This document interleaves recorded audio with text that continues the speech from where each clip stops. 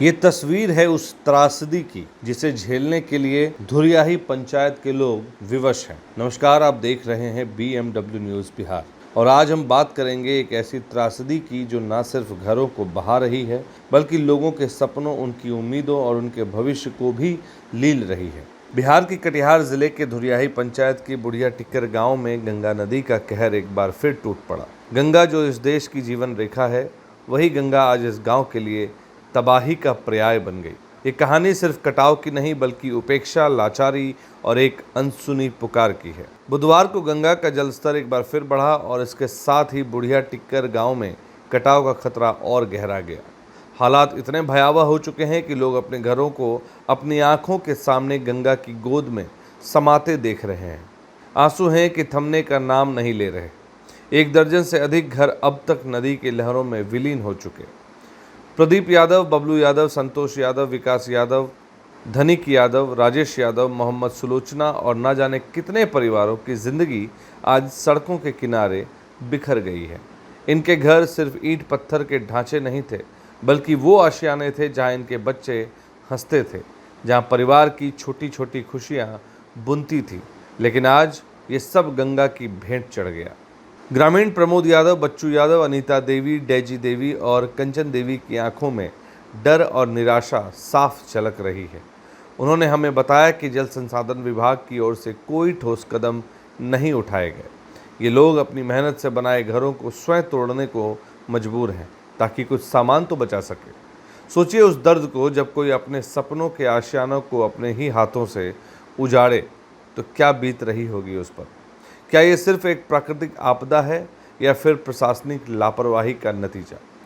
पंचायत के मुखिया राजकुमार मंडल ने हमें बताया कि लगभग 3 दशक पहले भी मरगाहा, बुढ़िया टिक्कर और बाबरबन्नी गांव में गंगा के कटाव ने लोगों को बेघर कर दिया था। उस समय भी लोग विस्थापित हुए और आज इतिहास फिर दोहराया जा रहा है। मुखिया ने काढ़ागोला डिवीज़न के अभियंताओं पर लापरवाही का गंभीर आरोप लगाया है।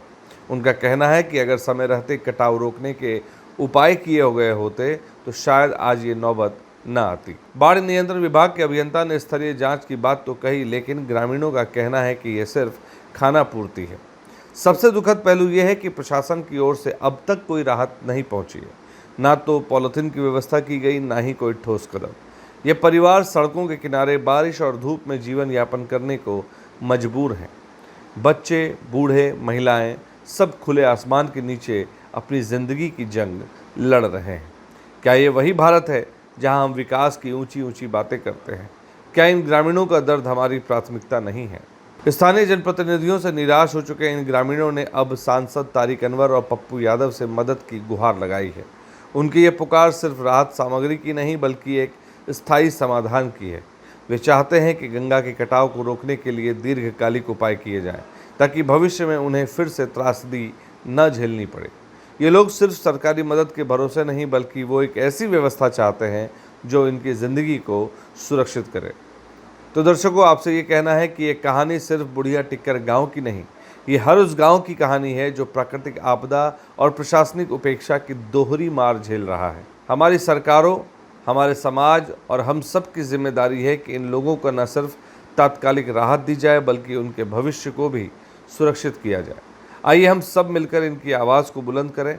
अगर आप इस मुद्दे पर कुछ कहना चाहते हैं तो हमें लिखें, हमें बताएं, क्योंकि अगर आज हम चुप रहे तो कल ये त्रासदी किसी और के दरवाजे पर दस्तक दे सकती है। बुढ़िया टिक्कर के इन परिवारों के लिए हमारी संवेदनाएं हैं।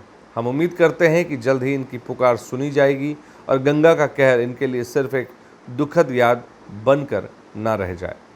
इस खबर में आज इतना ही। BMW न्यूज़ के लिए मनिहारी से सनोवर की रिपोर्ट।